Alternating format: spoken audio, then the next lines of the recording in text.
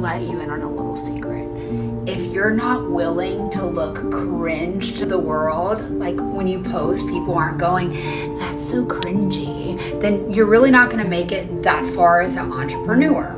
Because I can't sugarcoat this, that's just what it takes. Consistent messaging and posting is what it takes to make the kind of money I make, anywhere from $20,000 to $40,000 a month. And if you care what anyone in your hometown thinks, it's gonna be a struggle for you to make money on the internet. Because even if you're confident that what you're selling is the best in the whole world, you're gonna need to talk about it.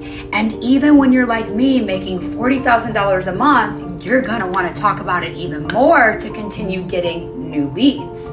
That feels cringy.